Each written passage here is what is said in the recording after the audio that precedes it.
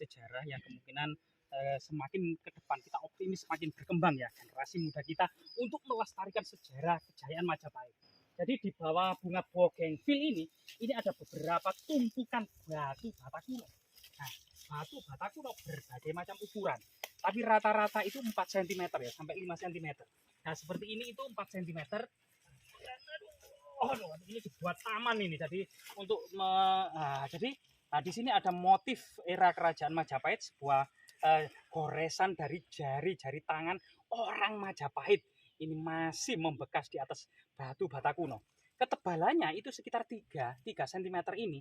Ini dalam kajian batu bata kuno itu merupakan batu bata kuno era kerajaan Majapahit ya. Abad ke-13, ke-14, ke-15 sampai ke-16 ya. Nah, ini era-era kerajaan Majapahit. Dan di lokasi ini yang saat ini memang menjadi kebun dan banyak tanaman mangga, pisang dan rumput gajah ini. Ini sebuah timbunan yang ternyata di dalamnya ini ternyata ada sebuah struktur, ada sebuah arsitektur semacam pondasi yang tersembunyi di dalamnya, ada jejak istana kerajaan Majapahit. Nah, ini di sini. Jadi ini di atas di tanah ini ya.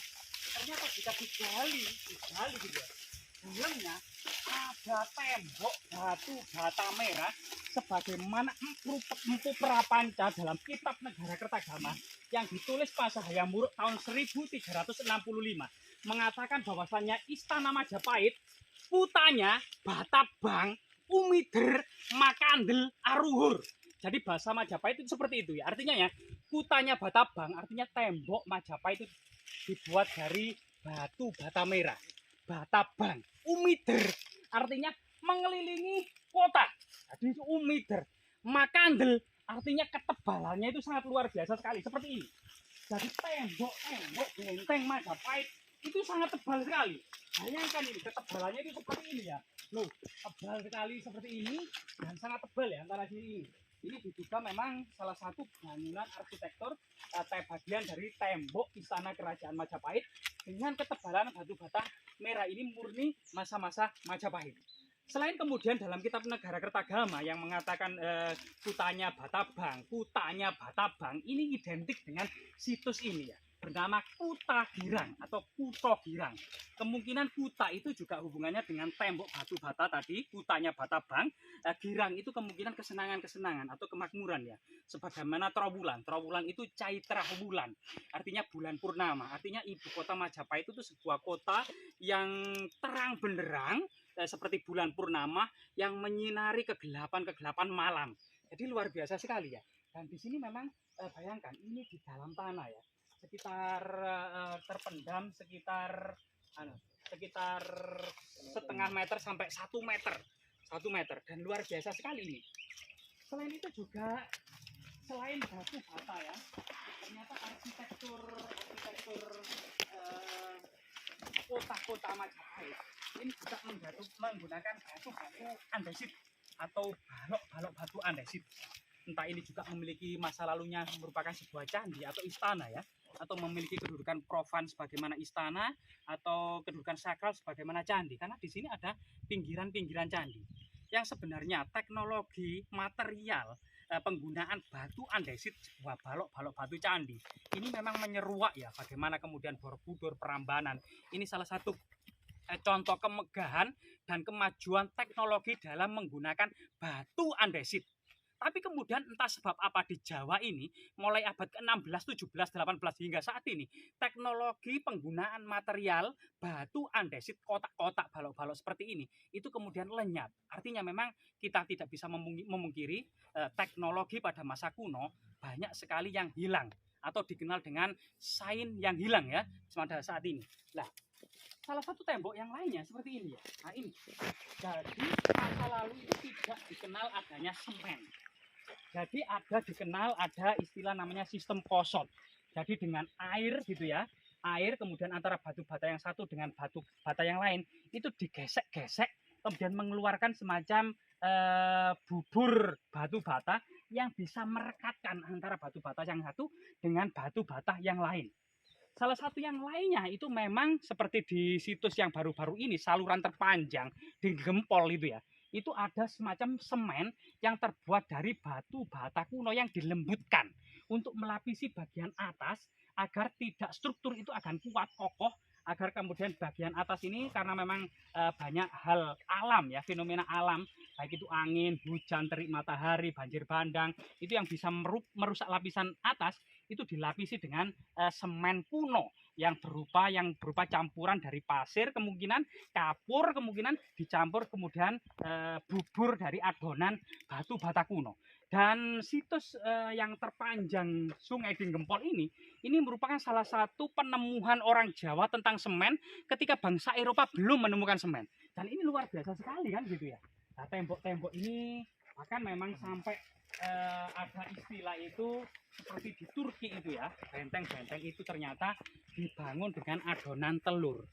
Jadi sama, di Turki itu pasir, kapur yang lembut itu ya dicampur dengan telur agar mudah lunak dan bisa merekatkan tembok batu bata dan batu-batu. Entah kemungkinan di Jawa apakah memang dicampur dengan telur ya. Kita juga tidak tahu apakah sistem kosot atau memang ada semen yang terdiri dari campuran pasir, kapur dan lembutan atau bubur dari batu bata ini kemudian dicampur dengan telur. Ini juga masih menjadi perdebatan dari para ahli. Bahkan memang kalau di sini memang batu batanya sudah remuk gitu ya, karena memang tertimbun sekitar 1 sampai setengah meter. Bahkan terjadi di sini di lapisan ini memang terjadi beberapa kerusakan ya, yang kemungkinan ini terjadi pada masa lalu. Entah bisa disebabkan oleh alam, faktor alam. Biasanya kerusakan struktur batu bata ini disebabkan oleh akar-akar pohon. Akar-akar pohon seperti beringin ini bisa menyelusup, delusup ke dalam celah-celah sempit, kemudian akar ini membengkak, merengkahkan dan merobek-robek struktur batu bata kuno. Begitu juga karena faktor banjir bandang gitu ya, yang kemudian datang dari atas sana karena lereng gunung, bisa kemudian terjadi longsoran masif pada masa tertentu itu, sehingga kemudian memporak-porandakan istana masa lalu. Yang ketiga karena memang faktor perang gitu ya, karena terjadi faktor perang itu terutama banyak sekali perang loh di Jawa ini setelah Majapahit teruntuh, baik itu perang Paregreg maupun perang antara Bri Kertabumi dengan Girindra, perang dengan Girindra dengan Raden Patah, dengan Sultan Trenggono, bahkan Sultan Agung itu begitu besarnya ambisinya untuk menyatukan Jawa ini ya, juga menggempur dengan meriam-meriam atas kadipaten-kadipaten di Jawa Timur ini. Banyak sekali terjadi perang dan perpecahan dan pertikaian politik pada masa Madya, masa setelah runtuhnya Majapahit ya, sehingga kemudian struktur kuno era-era kerajaan Majapahit ini banyak yang kemudian amburadul. Nah, ini luar biasa sekali ini.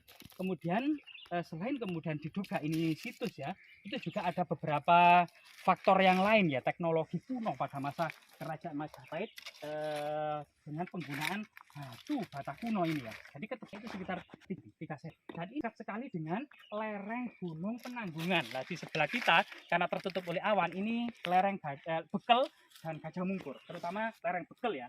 Ada Candi Kendali Sodo, ada Candi Kendali, dan banyak candi-candi eksotis lainnya.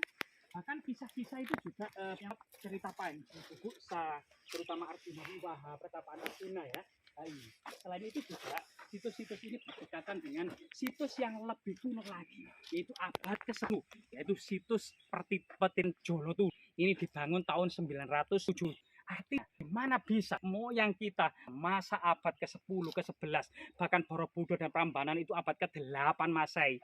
Ini demikian megah dengan monumen-monumen raksasanya, pahatan-pahatannya yang halus, cita rasa peradaban yang sangat tinggi. Kita menengok peradaban dunia pada abad ke-7 sampai abad ke-8.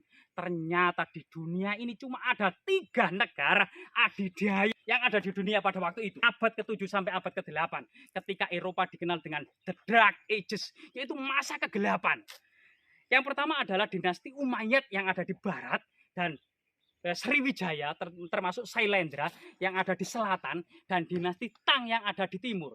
Bahkan ketiganya ini dihubungkan dengan sebuah jalinan perdagangan yang sangat maju dan berkembang pada waktu itu, yang dikenal dengan Silk Road atau jalur sutra. Nah, ini merupakan jalur penghubung antara 3 negara adidaya, antara Bani Umayyad di barat, Sriwijaya Sailendra di selatan, dan dinasti Tang di timur. Semoga kemudian negara berdaya di kemudian abad ke-7 itu adalah abad ke-11 ya. Abad ke-11 yaitu muncul Maharaja Majapahit.